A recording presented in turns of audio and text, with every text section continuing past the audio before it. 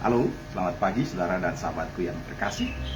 Jumpa lagi bersama saya, Pendeta Rudi Rahabeat dari Tanah Tinggi di Kota Ambon. Apa kabar saudara? Semoga sehat-sehat saja. Pada kesempatan ini, seperti yang saya ingatkan bahwa di sepanjang atau di setiap bulan saya akan memperkenalkan buku ya, entah buku yang baru maupun buku yang lama.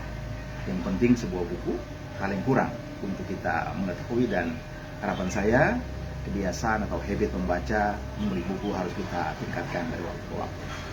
Nah, saudara dan sahabat sekalian, pada pagi hari ini saya memperkenalkan dua buku dari satu penulis. Penulisnya sudah meninggal tahun 2005, Pendeta Dr. Eka Dharma Putra. Buku lama, saudara dan sahabat sekalian. Buku yang pertama, pasti saudara juga sudah mengenalnya, Etika Sederhana untuk Semua.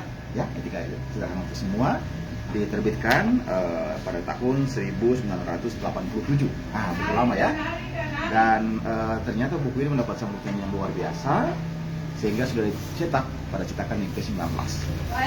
Inilah cara seorang Eka Dharma Putra, seorang teolog Indonesia yang sangat terkenal, yang mencoba untuk memberikan penjelasan tentang bagaimana memahami etika secara sederhana. Ya, kadang-kadang etika merupakan sebuah konsep seperti filsafat yang terlalu rumit, tetapi di tangan seorang Eka Dharma Putra, etika menjadi sederhana. Ya, di dalam buku yang pertama ini, saudara dan sahabat sekalian, dia berbicara tentang bagaimana pentingnya etika, pengambilan keputusan tentang hal yang baik dan yang patut dihindari.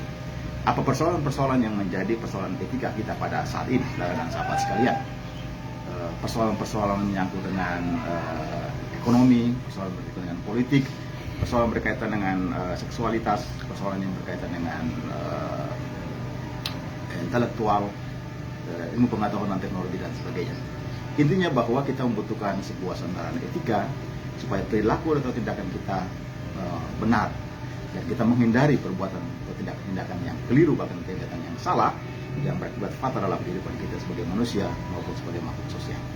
Nah, saudara dan sahabat sekalian, buku yang kedua masih dari Eka Dharma Putra, ditulis pada tahun 1990 dan masih menjadi satu buku yang juga cukup diterima oleh publik, sehingga buku ini sudah mencapai cetakan yang ke-9, yang tadi 19 dan yang ini 9. Nah, secara spesifik di buku yang kedua ini, saudara dan sahabat sekalian, dia berbicara tentang bisnis, ekonomi, dan penata layanan.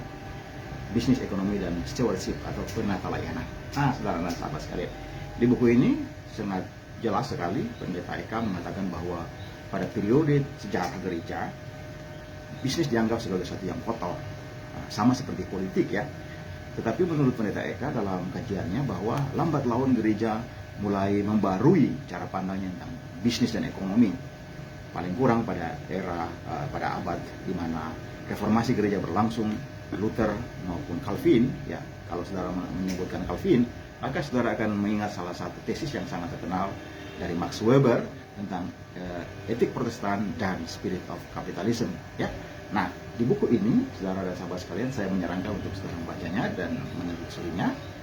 Eka memberikan satu penjelasan yang sangat sederhana dan komprehensif tentang bagaimana pandangan orang Kristen tentang etika di bidang ekonomi, bisnis, dan penata layanan. Eka memberikan sebuah artikulasi yang bernas bahwa etika dan ekonomi dan bisnis merupakan area yang juga sah untuk dijalankan oleh umat Kristiani sepanjang itu berdasarkan satu pertimbangan etis yang baik. Nah, saudara dan sahabat sekalian, dengan demikian di bulan Maret ini saya memperkenalkan dua buku lama yang saya rasa selalu menjadi baru bagi saudara dan sahabat sekalian, Etika Sederhana untuk Semua. Saya senang kata sederhana di sini, atau dalam istilah PGI, ugahari.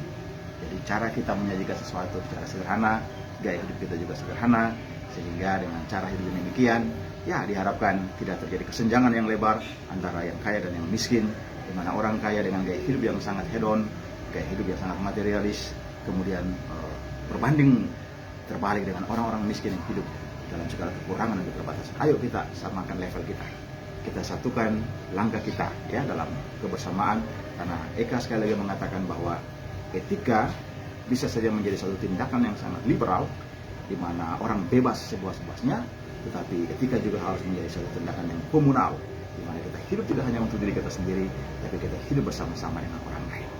Itulah yang Tuhan Yesus katakan, kasihilah sesama manusia seperti dirimu sendiri. Terima kasih saudaraku, jangan lupa, sekali lagi saya katakan, jangan lupa membaca buku, jangan lupa membeli buku, karena buku adalah jembatan menuju masa depan. Terima kasih, Tuhan memberkati.